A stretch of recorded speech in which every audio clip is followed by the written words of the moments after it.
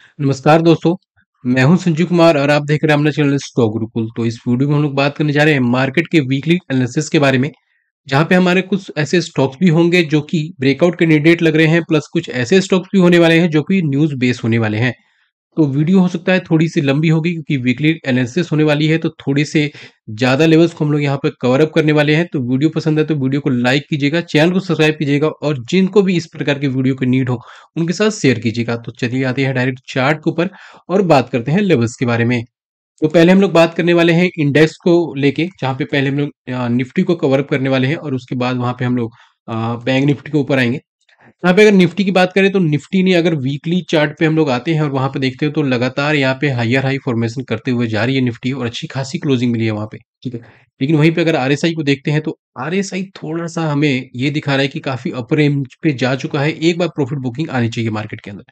लेकिन बाकी चार्ट अभी कोई भी इंडिकेट नहीं दे रहा है। तो सबसे बड़ी बात तो यह है कि अपने को ज़्यादा एग्रेसिव तरीके से ट्रेड नहीं करना है अभी, ठीक है? हो सकता है मार्केट यहाँ पे आ जाए 22,000 के आसपास आ जाए या फिर 21,500 के आसपास आ जाए और वहाँ से एक बड़ी बुल रन देखने को मिले। तो हाँ, अभी हमें प्रॉपर बेयरिश भी नहीं होना है, लेकिन प्रॉपर एक बुलिश भी नहीं होना है क्योंकि एक बार जिन्होंने लोअर लेवल पे बाइंग कर रखी होगी, वो एक बार तो प्रॉफिट बुकिंग करेंगे और जैसे ही प्रॉफिट बुकिंग होगी, एक अच्छी खासी फॉल देखने को मिलेगी, तो इसको अपने रडार में रख के चलना है। अपने को उसी अकॉर्डिंग ट्रेड करना है जो कि ना अपना एक बार में पैसा खत्म हो और ना ही एक बार में अपने को पैसा छूट जाए। मतलब ना ही हमें को प्रॉपर बेयरिश हो जाना है, ना ही प्रॉपर हमने को बुलिश रहना है। लेवल्स को बस फॉलो करते चलना है।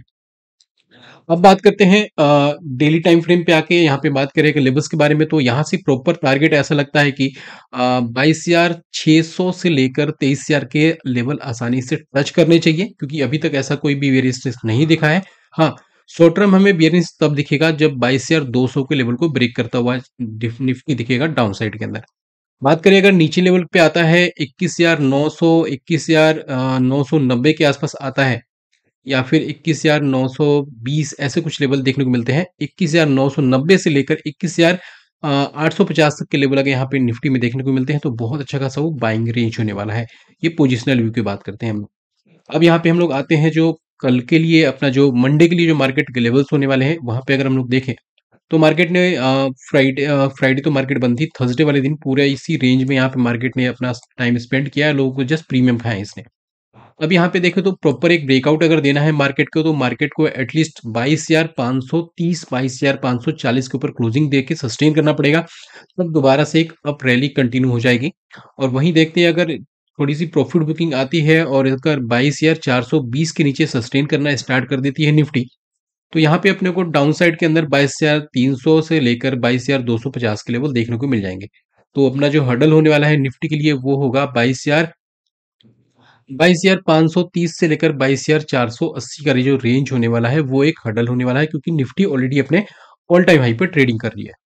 और यहाँ पे डाउन साइड में देखा अगर प्रॉफिट बुकिंग आती है तो अपने के पास ठीक-ठाक सा रेंज निकल के आता है जो कि 22,300 से लेकर 22,220 का रेंज होने वाला है, जो कि निफ्टी के लिए सपोर्ट का काम करेगी। लेकिन अगर बड़ी प्रॉफिट बुकिंग आती है और अगर इसको भी ब्रेक कर जाती है 22,220 22,200 को अगर डाउन साइड में ब्रेक कर जाती है तो सीधा अपने को निफ्टी यहाँ पे देखने को मिलेगी जो कि 21,980 से लेकर 21,850 का जो रेंज होने वाला है वो एक बहुत अच्छा खासा बाइंग जोन होने वाला है निफ्टी के लिए।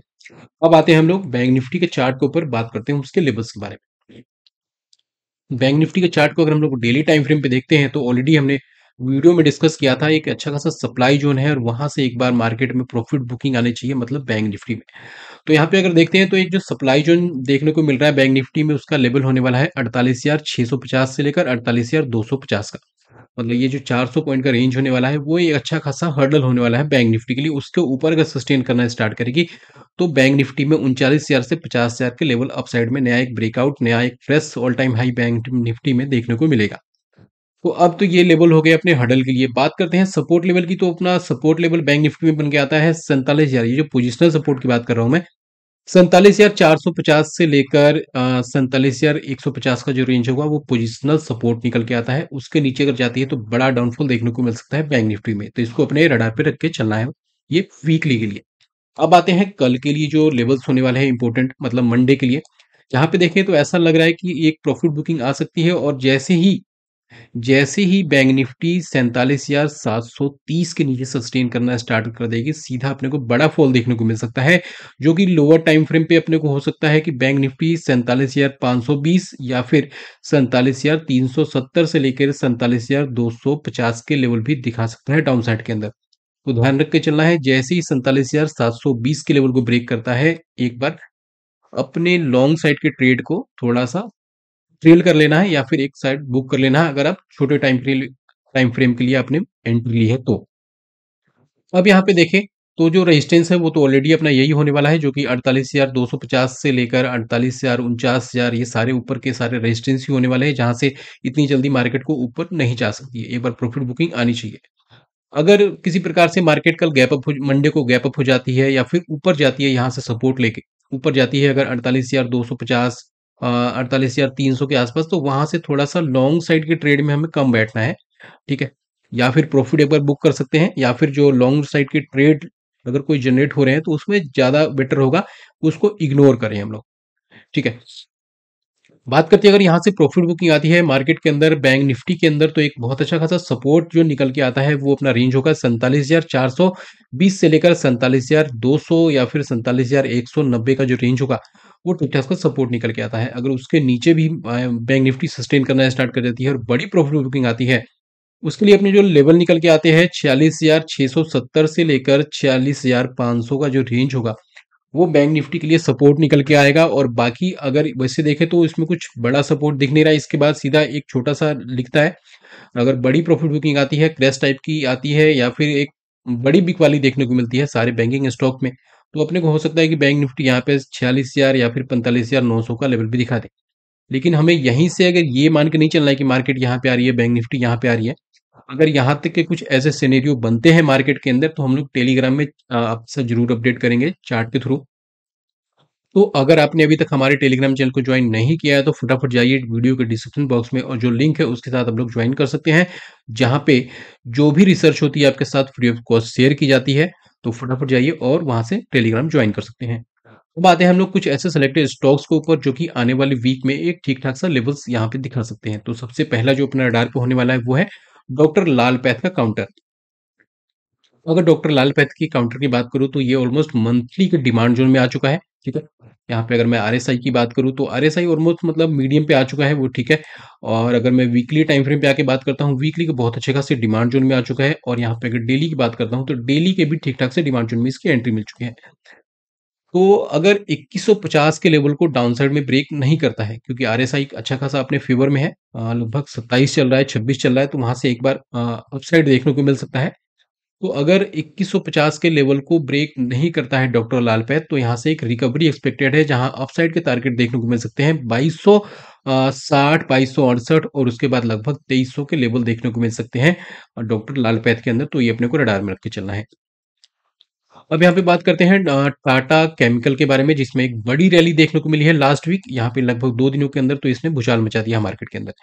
अब अगर इसको हम लोग वीकली टाइम फ्रेम पे आके देखते हैं तो यहाँ पे देखेंगे एक ट्रेंड लाइन को ये फॉलो करता हुआ दिखा, यहाँ पे लगभग इस सपोर्ट के आसपास, सपोर्ट बोले या फिर डिमांड जोन बोले, वहां पे इसने अच्छा खासा टाइम स्पेंड किया, लगभग 2 से 3 वीक, और वहां से एक बड़ा ब्रेकआउट हुआ। अब यहाँ पे देखें तो एक ट्रेंड लाइन ऊपर की साइड में जो रेजिस्टेंस का लेवल है उसको भी ये फॉलो कर रहा है। और यहाँ से अगर देखते हैं, अगर यहाँ से देखते हैं तो थोड़ी सी रिजेक्शन आई है। फ्रेश हमको बाइंग देखने को मिलेगी जब ये 1350 के लेवल के अप साइड में काटता हुआ दिखेगा। लेकिन ज़्यादा बेटर मुझे ऐसा लगता है कि ऊपर साइड में काट के थोड़ा सस्टेन करे तब एंट्री लेना बेटर होगा। नहीं तो हो सकता है कि एक बार यहाँ से प्रॉफिट बुकिंग देखने को मिलेगी, और अपने को टाटा केमिकल 1130 से लेकर 11 या फिर 1000 के लेवल भी दोबारा से आता है वो दिख सकता है।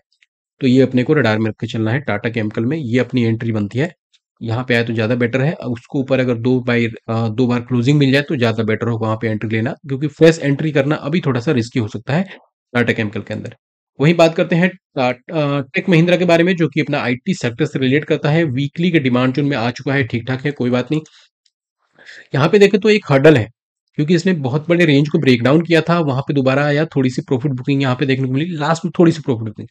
यहाँ अगर डो जोन्स की बात करता हूँ तो फ्राइडे को डो जोन्स के नेस्डेक में अच्छी खासी रिकवरी देखने को मिली है। तो यहाँ पे अगर टाटा केमिकल की बात कर, सॉरी टाटा केमिकल नहीं, टेक महिंद्रा की अगर बात करता हूँ तो 1307 के ऊपर अगर ये सही से सस्टेन कर जाता है तो अपने को सीधा 1325 1328 उसके बाद 1340 के लेवल, और उसके बाद अगर यहाँ पे क्लोजिंग मिल गया 1358-60 के आसपास, तो यहाँ पे सीधा अपने को 1400 के लेवल अपसाइड में देखने को मिलेंगे। लेकिन कंडीशन यही है, 1307 के ऊपर सस्टेन करना बहुत ज्यादा जरूरी है। अगर डाउन साइड में यहाँ से आती है फिर प्रॉफिट बुकिंग देखने को मिलती है तो अपने को ये 1440 1442 का जो लेवल है बहुत अच्छी खासी एंट्री यहाँ से हो सकती है, जहां पे स्टॉप लॉस अपना बनेगा 1220 का, मतलब 1240-42 के आसपास अपनी एंट्री होगी और 1220 का इस यहाँ पे स्टॉप लॉस बनेगा एटलीस्ट 15 मिनट के क्लोजिंग बेसिस पे। अब यहाँ पे हम लोग देखते हैं अगले स्टॉक के बारे में। तो अपना अगला स्टॉक भी आईटी सेक्टर से रिलेट करता है, जो कि एलटीटीएस होने वाला है। अच्छे खासे सपोर्ट से चलता हुआ दिख रहा है। यहाँ पे अगर हम लोग देखते हैं तो 5344 या फिर 5350 के ऊपर जिस दिन ये क्लोज हो गया, ये बड़ी रैली देखने को मिलाएगा और ये बड़ा ब्रेकआउट का कैंडिडेट बनेगा, जहां पे इसके ऊपरी लेवल पे टारगेट देखने को मिल सकते हैं 5480, और उसके ऊपर देखेंगे तो लगभग 5600 के टारगेट बड़े आसानी से देखने को मिल सकते हैं। तो ये भी अपने को रडार में रख के चलना है। कंडीशन बस यही है कि 5344 या फिर 5350 के ऊपर एक बार क्लोजिंग मिल जाए डेली की। अब ये देखेंगे तो एक लॉन्ग व्यू होने वाला है बॉश लिमिटेड के अंदर। यहाँ पे अगर हम लोग देखते हैं मंथली काउंटर पे, तो बहुत अच्छे खासे रेंज को ये ब्रेकआउट करता हुआ दिखा है, और यहाँ पे क्लोजिंग इसकी हुई है 29,501 पे। तो यहाँ पे अगर मैं देखूं, अगर यहाँ पे जो मेरा स्टॉप लॉस होने वाला है वो होगा इस कैंडल के नीचे का लो, मतलब ये जो अपनी मंथली कैंडल है इसके अगर नीचे क्लोज हो जाता है तो हम यहाँ पे एग्जिट कर जाएंगे। जो मेरा स्टॉप लॉस होगा वो होगा 23,400 का। याद रहे, 23,400 का डेली क्लोजिंग बेसिस होने वाला है यहाँ पे स्टॉप लॉस। और मैं टारगेट की बात करूँ तो अपसाइड में टारगेट देखने को मिलेंगे बॉश लिमिटेड में, एक इन्वेस्टमेंट पर्पज से या फिर एक लॉन्ग टर्म पर्पज से टारगेट जो देखने को मिलेंगे, वो पहला टारगेट सीधा यहाँ से होने वाला है 3500 3750, और लगभग 4200 के टारगेट यहाँ पे प्री लेवल पे देखने को मिल सकते हैं बॉश लिमिटेड में। तो ये भी अपने को रडार में रख के चलना है।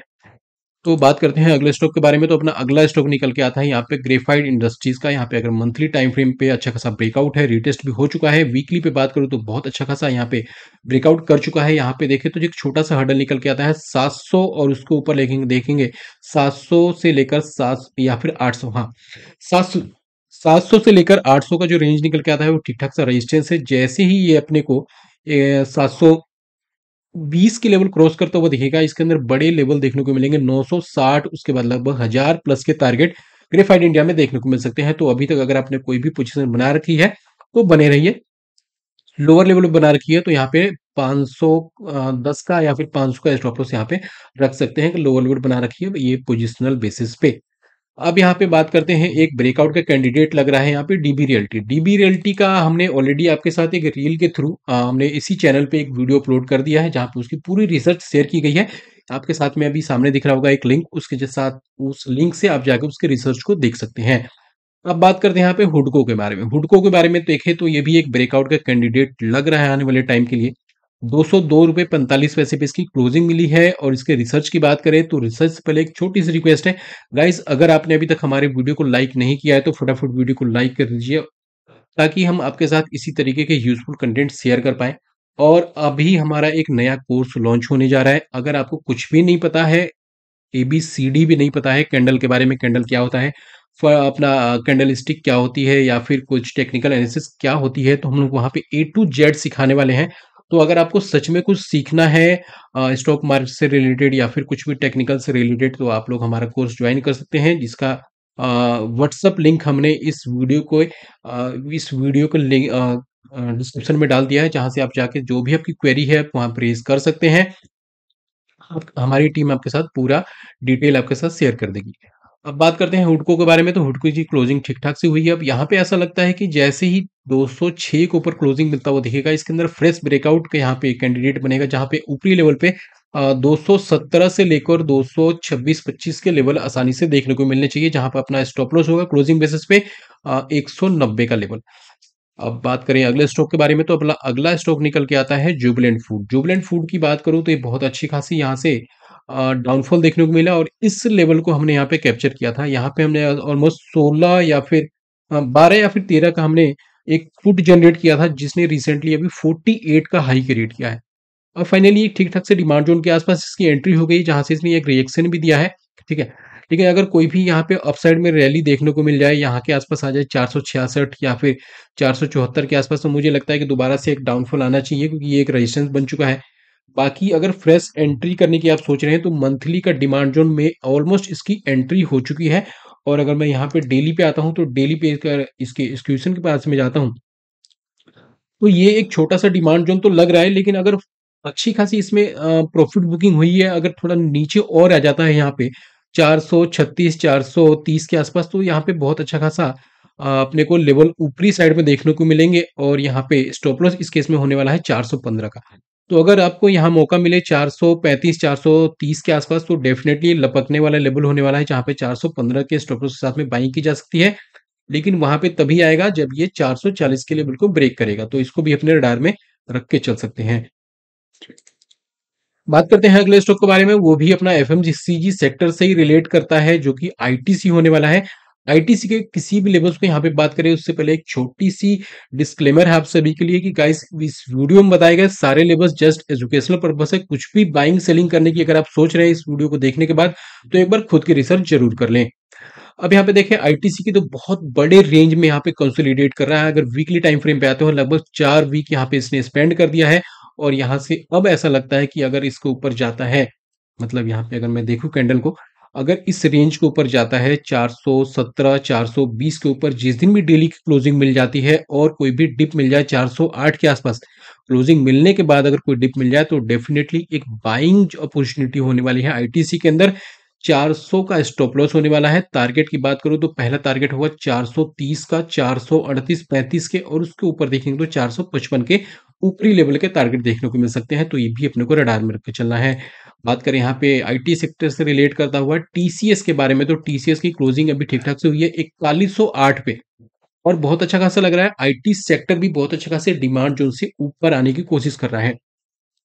एक छोटा सा इसके लिए हर्डल होने वाला है 4142 से लेकर 4150 का लेवल। जैसे ही क्लोजिंग करता हुआ देखेगा, पहले टारगेट यहाँ पे देखने को मिलेंगे 4182 4220 और 4255 से 60 के ऊपरी लेवल देखने को मिल सकते हैं टीसीएस के अंदर। बात करें इसी सेक्टर से रिलेट करता हुआ ओएफएफएस की, तो यहाँ पे इसने बहुत बड़ा एक रेंज का ब्रेकआउट दिया है, और ऐसे रेंज के ब्रेकआउट बहुत अच्छे खासे पैसे दे के जाते हैं। ध्यान में रखिएगा, वर्डिंग को बस आपको ध्यान में रखना है। ऐसे टाइप के ब्रेकआउट अच्छे खासे पैसे दे के जाते हैं। अगर इसमें सडनली आप बस को आपको ये बस मनाना है कि कैसे भी एक गैप डाउन हो जाए, किसी भी न्यूज की वजह से आपको यहाँ पे अगर 7800 या 7820 के आसपास यहाँ पे एंट्री मिल जाए, एक छोटा सा स्टॉप लॉस रख देना है 7550 का, और यहाँ पे जो अपसाइड के टारगेट मिलेंगे वो मिलेंगे 8600 से 8800 के लेवल ऊपर साइड में देखने को मिलेंगे। तो अगर आप थोड़ा सा रिस्क ले सकते हैं तो सीएमपी पे कुछ क्वांटिटी एड ऑन कीजिए, और कुछ क्वांटिटी अगर यहाँ पे मौका मिल जाए तो डेफिनेटली एड ऑन करना चाहिए इस स्टॉप लॉस के साथ में। ऊपर कई सारे टारगेट होने वाले हैं। बात करते हैं जेएम फाइनेंशियल के बारे में, तो इसकी अभी काफी न्यूज में चल रहा है, क्योंकि जो फाइनेंस सेक्टर से जो स्टॉक जो रिलेट करते हैं, मुथूट फाइनेंस हो गया, सॉरी मनप्पुरम फाइनेंस हो गया, इन सब में थोड़ा सा आरबीआई ने अच्छी खासी रोक लगाई है, और उस वजह से स्टॉक्स में अच्छे खासे डाउनफॉल देखने को मिले हैं। अगर मैं जेएमएम फाइनेंशियल की बात करता हूं, तो यहाँ पे मुझे ऐसा लगता है कि मंथली के डिमांड जोन में एंट्री हो गई है। अगर मैं कुछ यहाँ पे एसआईपी करने की सोच रहा हूँ लॉन्ग टर्म के लिए, तो यहाँ पे 88 के अराउंड इसकी क्लोजिंग हुई है। तो सीएमपीपी कुछ क्वांटिटी और कुछ क्वांटिटी अगर बहुत लकी होने वाले हैं, अगर आपको मौका मिल जाए 66 68 के आसपास, तो एक स्टॉप लॉस आप रख सकते हैं 55 का। और टारगेट की बात करें तो पहला टारगेट 110, उसके बाद दो 135, और लगभग 155 के ऊपरी लेवल के टारगेट आपको देखने को मिल सकते हैं जेएम फाइनेंशियल में। तो ये भी अपने को रडार में रख के चलना है। अच्छा खासा स्ट्रक्चर लग रहा है, एक स्टॉप लॉस के साथ में यहाँ पे डेफिनेटली एंट्री की जा सकती है। बात करते हैं यहाँ पे आलोक इंडस्ट्रीज की, तो ये एक ब्रेकआउट का कैंडिडेट लग रहा है आने वाले टाइम के लिए। आज की इसकी लास्ट भी क्लोजिंग हुई है 30 रुपये 50 पैसे पे। अगर मैं देखता हूँ डेली पे, तो सर्किट पे बंद हुआ है। अब यहाँ पे जो स्टॉप लॉस बनता है वो बनता है 27 रुपये का स्टॉप लॉस होगा। टारगेट की बात करता हूँ तो अपर साइड में टारगेट देखने को मिलेंगे 32 रुपये 50 पैसे। उसके ऊपर देखेंगे तो लगभग 35 से 36 रुपये के अपर साइड के टारगेट देखने को मिल सकते हैं। तो आलोक इंडस्ट्री भी रडार में रख के चलना है। बात करें अगर आईसीआईजीआई की, तो एक एक ठीक-ठाक से डिमांड जोन में इसकी एंट्री हुई, जहाँ पे यहाँ पे ईएमआई का भी सपोर्ट है, लेकिन रेंज में लास्ट के 5-6 दिनों से यहाँ पे कंसोलिडेट कर रहा है।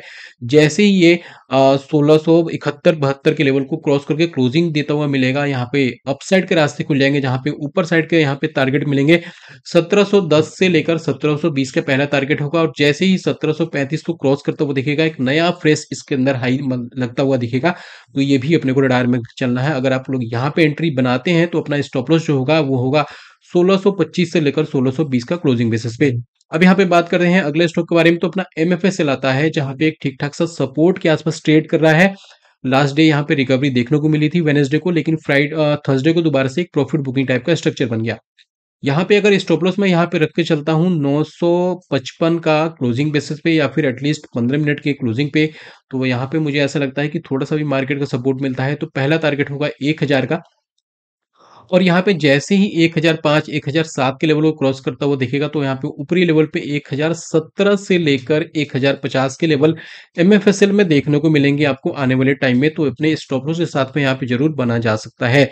बात करें अगर जील की, तो जील काफी ज्यादा अभी लगातार बैंड में ही चलता हुआ दिख रहा है कि रेजिस्टेंस फेस कर रहा है यहाँ पे। ठीक है, अब ये रेजिस्टेंस अभी क्लोजिंग मिली है 160 रुपए 60 पैसे पे, और ये एक सप्लाई जोन है, और ये प्लस एक रेजिस्टेंस को भी फेस करता हुआ दिखेगा। अगर यहाँ पे आता है तो 170 171 के आसपास मौका मिले तो यहाँ पे दोबारा से एक पुट एंट्री बनती है, लेकिन ज्यादातर ये बैन में चल रहा है, तो अगर बैन में नहीं है तो अपने रिस्क रिवॉर्ड के अकॉर्डिंग आप लोग यहाँ पे एक पुट में एंट्री ले सकते हैं, जहाँ पे स्टॉप लॉस अपना होने वाला है 178 का 15 मिनट के क्लोजिंग बेसिस पे। बात करते हैं यहाँ पे अगले स्टॉक के बारे में, तो अपना अगला स्टॉक निकल के आता है जो कि न्यूज बेस होने वाला है। यहाँ पे अगर मैं देखता हूँ मंथली टाइम फ्रेम के अंदर, तो यहाँ पे इसकी द्वारकेश शुगर है, जो कि इसका अभी क्लोजिंग हुआ है 81 पे।